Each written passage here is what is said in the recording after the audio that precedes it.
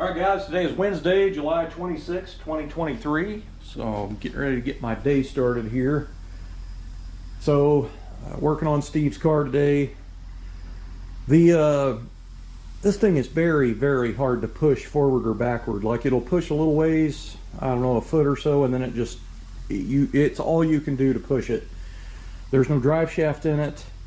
There's no brake hardware at all on the back. There's not even drums on the rear. It does have disc brakes on the front, but it's just very difficult to roll. But if I roll it back just like an inch or two and then go back forward, it goes forward another foot. So when I got to looking at it, is this front wheel is actually aimed this way, so it's towed in pretty hard, and then this one over here is straight. So this is quite a bit of what my problem is the car is just not, the alignment's out because they had some of that stuff apart, it looks like. But I kind of thinking about messing with that a little bit, loosening up that tie rod adjustment sleeve and you know, pulling that tire on this side out a little bit. That might make it roll quite a bit easier. That way I'm not struggling as hard to get this thing out of here. So I didn't explain it very well in yesterday's video at first. So my dog had been sick for most of the weekend, and I ended up taking her to the vet, and I was there for a little bit, and then they finally come out and said, you know, might as well just leave her here and we'll call you to come pick her up, type of deal. So when I got back home, I didn't want to get real filthy, dirty, and sweaty and nasty, and then have to shower, change clothes, go back to pick her up and that kind of stuff. So I only got about 4.5 hours of work in on Steve's car yesterday. But anyway, I mean, there's nothing really to report other than finding some bad sheet metal alignment, and I had to go through and realign everything, most of everything. And there's still some bolts missing out of the front, and I'm going to go ahead and put those in before I forget about them, get that going. But anyway, so today's project is to get a few more bolts in there, and I kind of might mess with the flippers a little bit because now that the door's aligned over there, I kind of want to check these out and see how difficult these are going to be to adjust. And I know it's going to be a mess because these are the aftermarket ones, but so there will be quite a bit of effort involved in here. Anyway, I'm real happy with the front end alignment on the car, the way the sheet metal alignment, I should say. I got the door fitting pretty nice. The hood fits pretty nice. He's not going to have to worry about his chrome contacting each other and then end up, you know, chrome getting messed up right there. So pretty good to go. So what I did notice yesterday is they don't have these bolts in right here, and if you don't have all the stuff bolted in, what you get into is you're going to have a creaky car. It's going to be creaky when you're driving it. So I don't know if I can, yeah, hear that? That's the creaky sounds you're going to get when you don't have all your hardware fastened on these things. So the bolts are going to have to be put in, and you can see how big of a gap that is right here. It's pretty far away. They got the splash apron too far forward here, so I'm going to have to get in here and loosen these bolts off and all the ones in the side and then suck that back. But anyway, I'll get that going on it. Well, that's a week worth looking forward to working in, isn't it? Well, at least I'm not out in direct sunlight like some guys. So I guess I got a little bit better. I shouldn't be complaining. All right, so I loosened off the two bolts on the tie rod sleeve. Right here. There's a nut and a bolt on it. It's not tight yet. But anyway, I turned it about 3 full turns. Maybe 4. But anyway, I just kind of eyeballed it, lining it up here. And then I let the jack back down, and now I can push the car forward and backwards with hardly any effort. So that thing the toe was so bad, it was just kind of trying to overdrive itself when you're trying to push it. So that is so much nicer on my back right there. So while that's still loose, I've got my adjustable curtain rod out here. This is a curtain rod from Walmart, and it's a pretty thick walled one. It's not paper thin, but anyway, it slides in and out. Now before, it was pretty easy to slide in and out. It was pretty loose. So I peened it with a little punch and a hammer just to make it a little bit more firm. So I've got my ultra fine tip Sharpie. So I'm going to climb under here. I'm going to pull the jack out of the way. I'm going to climb under here and I'm going to put this curtain rod to the inside of the rim bead up under here, as far forward as I can get it before it hits the A-arm, and extend it over to the other side, and then I'm going to put a little mark on it. Then I'm going to collapse it in a little bit and then get under the back and put it across the back as far as I can get it. It doesn't have to be perfectly straight across from each other when you're doing it, because you can't really do it on one of these cars anyway. But once where you put it at in the back and where you put it at in the front, if it's the same, it's going to be the same all the way around. So it doesn't need to be 50-50 across from each other. But I'm going to go ahead and align this the best I can, and I can tell just sitting here looking that wheel is way out at the top. So the other thing that needs to be done, because this is one of them deals that's got to be done on the car, he needs to take it and have it professionally aligned, but he's going to drive it home from my house. So all the stuff I do is going to make it to where it drives. And it obviously can't be this far out, because it would be very difficult to drive, kind of scary to drive probably. And anyway, it needs to be a little bit safer. So what I'm going to go ahead and do is go ahead and bubble level the wheels, and I'll have to pull the gearings and the caps off, and I'm going to put a bubble level up there, and I'm going to add shims to the upper A-arms until that wheel is straight up and down, and then do the curtain rod. So it's an at-home front end alignment that anybody can do, and it'll drive so much nicer. And that's the way I do all my Tri-5s. I'm not even taking my car to the alignment shop. It drives so nice now. But anyway, I'm going to go ahead and do that and get that done. And that way I know once I get the car where it's able to run and drive, that I can get in and drive it and get it on down the highway and not have to, you know, worry about it darting in and out of traffic and all kinds of crazy stuff. They also, when you hit a pretty good bump or something in the road, if they're out of alignment real bad, they'll try to get out from under you. So it's kind of scary when your front end's not aligned very well. So another thing that was done on the car, they did the frame, they blasted it and painted it, but it looks like they painted it all together. Like none of the stuff was painted separately, which some shops do that. But the A-arm bushings are original, and the upper ball joints are original. The lower ball joints have been replaced because they have nuts and bolts. Originally they're riveted. So I'm assuming the lowers are probably still fine. Now I'm going to jack it up here in a little bit, and I'm going to check all the ball joints and all that kind of stuff. But you know, it's really going to need A-arm bushings.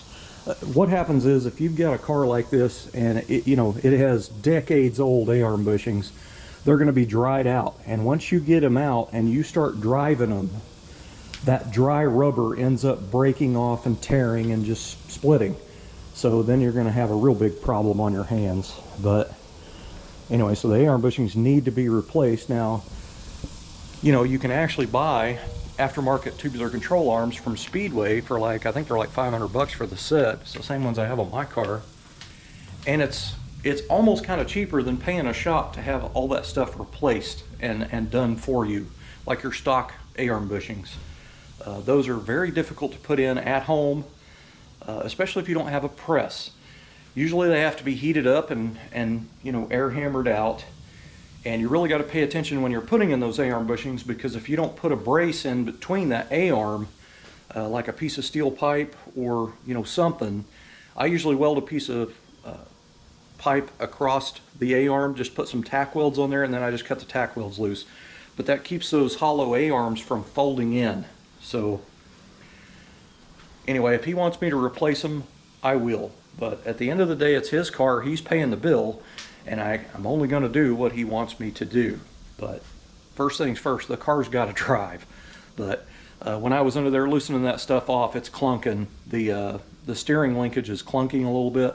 So there's another issue there somewhere. So I need to further investigate it. But I will do that when I get under there.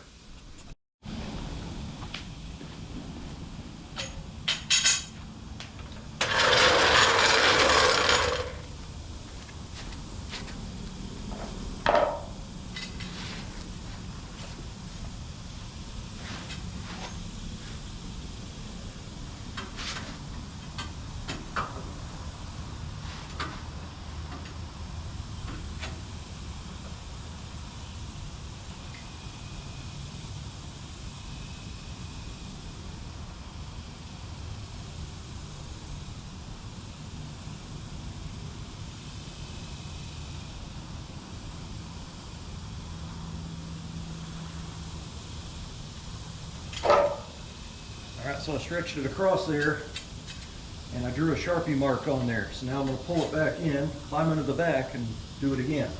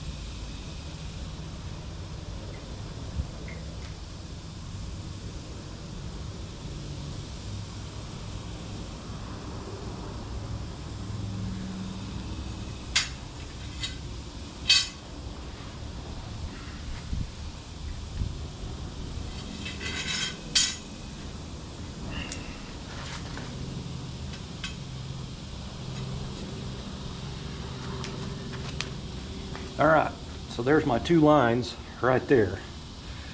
So that is how far off the alignment is. Now you want, generally if you're gonna at-home alignment it to where it's drivable, you want an 1/8 inch toe in. So I'm gonna have to adjust that until I get an 1/8 inch toe in.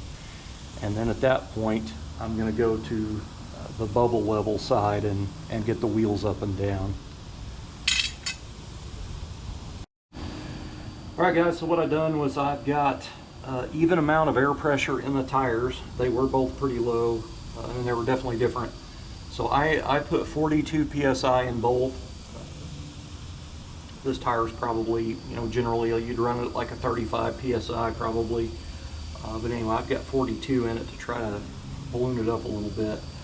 So I've got this bubble level that I've got from Walmart years ago. I don't even know how much they are now, but they used to be like $7. And they're just plastic ones, and I cut them until they fit the very edge of the rim bead. And you got to be careful if you're using original old steel wheels, they could have a bent lip on them. So you just kind of want to look at your rim and make sure you've got where you're going to put the bubble level at is straight. And you do want all the way to the car down, which I do. I took the jack out from under it. So what I'm going to do is I'm going to stick this up here, rim bead to rim bead right there, and make sure I don't have it on the tire. You don't want to do it across tire to tire because the weight of the car makes the tire bulge out at the bottom. That's going to be bulged out because all the weight of the car is on it. So you want to do it on the rim, because if you put it across the tire to tire, it's going to be kicked out at the bottom, so you're not going to have an accurate measurement. So you want to do it on the wheel. So I've got it on there. I have to climb up in here and look at it. And it's pretty close to center, pretty close. So I'm going to pull the bottom out and look. And it looks like I might get away with one shim, maybe a thick shim and a thin shim. The thick shims I have, I should say. Anyway, I'm going to do this to both sides by putting shims in the upper A-arms until I get the bubble dead zeros in the center. So I have a ton of alignment shims in here. I've got a few new ones and I've got a bunch of used ones here. But this, you know, I'm not going to charge Steve for parts and stuff, kind of like the screws and the latch plates for the striker yesterday. I'm not going to charge him for that stuff. For one, he's my cousin. He's given me a lot of parts from this car, some of his old stuff that he replaced for my wife's four-door. So, you know, I'm not going to nickel and dime him for all this kind of stuff, but I mean, some shops will, and alignment shops definitely will. They charge ridiculous prices for one shim. And I've said it before in my older video, but if you're planning on kind of doing a baseline alignment at home yourself, you're going to need to go get a box of alignment shims.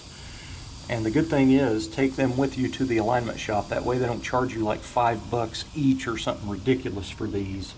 And then when you go to pick your car up, make sure you get your box of alignment shims back. So I'm going to go ahead and zero this thing out and get it where it needs to be. All right, so I got the bubble dead center on the wheel. So what I ended up doing was I added shims evenly until that bubble was dead center in that bubble level. And it's got the nuts right here on the A-arms. There's one there and one there. And they already had shims in there, but I ended up putting two thick ones front and back, and then I tightened it down, and then I came up here to the core support and I pushed up and down on the core support to kind of get the front end to move a little bit. And then I checked it again, and it was actually pretty dang close right there. So at that point, I ended up taking one of the shims out that I just put in and put it in the back. Now what that does is it cocks the spindle back, which will help the steering wheel correct itself when you're making a turn. Like when you turn a corner from a stop sign, if you turn right, the steering wheel will automatically try to come back on its own. Whereas normally if you do that just straight, even, you have to turn the steering wheel to get it back straight. But that helps with that because it cocks the spindle backwards. I learned that trick from one of my mentors, Archie. Told me that, and he's the one that also told me to put an 1/8 inch toe in the front. I had everything dead zero on this, and it didn't drive very well. And after I did what he told me to do, my car drives fantastic. So for years I've been doing everything zero, but that was the first car I had that did not correct itself. So that's when he told me to take one shim out of the front and put in the back. So I tightened it all up, bolted it all back together with the double shim in the back to cock the spindle back. And then I climbed out of there and I bounced the front end a little bit and then let it rest. And then I checked it, and it was actually not in the center anymore. It was close, but not center. So I ended up taking a thinner shim that they already had in there. There was a thin one in the front. I took it out and then just tightened it back down. There is a shim up there, but it had a thick one and a thin one. So I took the thin one out and it put it dead zero.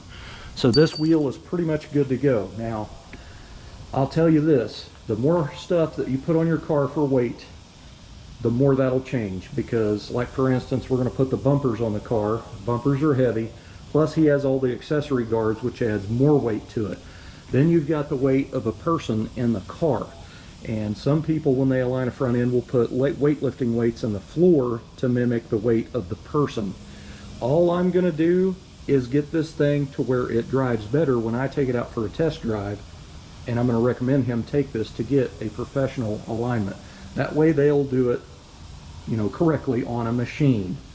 So I'm just going to get it close enough where it doesn't drive stupid and scary. So now I've got to do this side. All right, so front end alignment is done for just the at-home, you know, garage alignment. This will pretty much get him by until he can get it to an alignment shop and have it done professionally. Now, I do want to make this clear. Normally, I would replace all of the ball joints, the tie rods, the A-arm bushings and everything, idler stuff. This still has a bushing in it. It does not have the bearing conversion, which I'm a big fan of with non-power steering cars. This one is not power steering.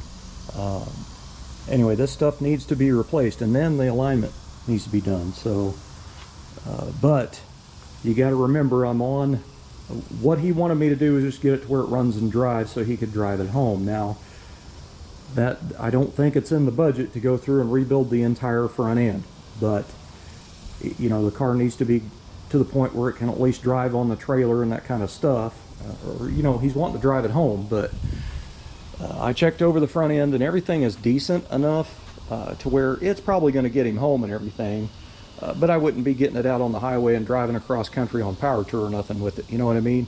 So just to make that clear, the front end stuff should have been replaced before alignment was done. But in the event when I get this running and driving, I don't want it to drive silly, so at least now I know it'll drive good.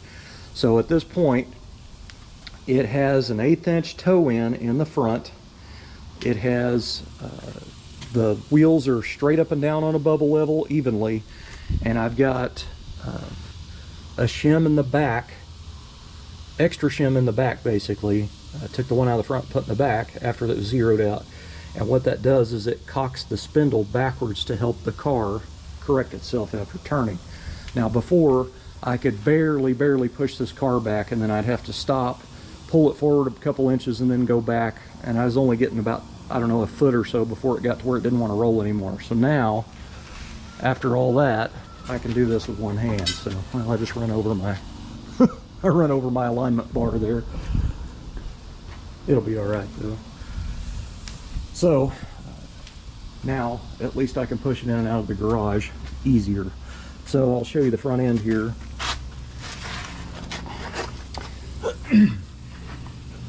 This is why when you get a car back from a shop that's messed with it, you really need to look over it yourself. There is no cotter pin up here in this upper ball joint, which this is an original. It needs to be replaced anyway. It doesn't have a whole lot of slack in the front. I mean, it does. It's got some wear. It's not terrible. But anyway, that needs a cotter pin in it. I'm going to put one in it before he drives it. The idler arm right here, this is the idler.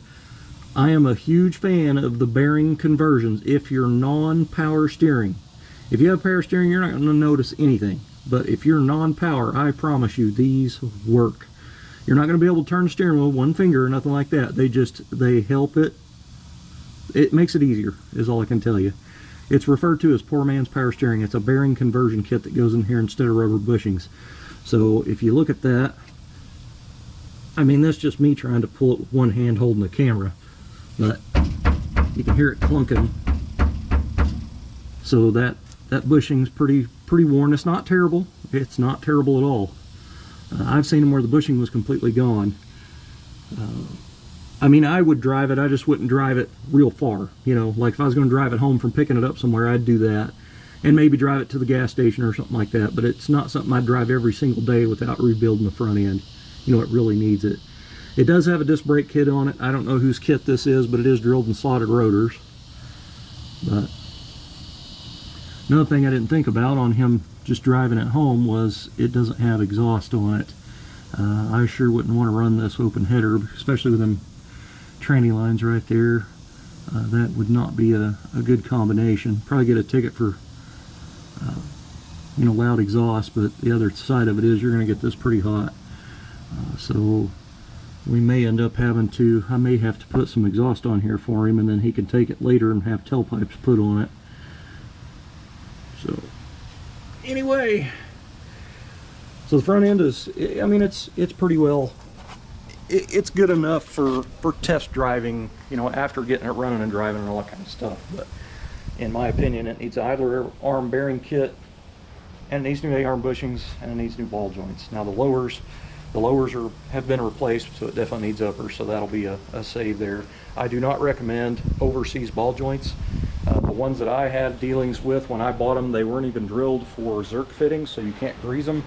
So obviously if you get a front end part like that you can't grease, it will not last very long. So I ended up spending, I think it was almost $80 per ball joint for Moog. In my opinion, Moog's the best. Everybody's different. If I'm the one doing the work, I'm gonna want a Moog. If I'm doing the work, I don't care what anybody else uses. It's all on who's doing the work, and I'm the one doing the work. So I'm gonna put in there what parts I like.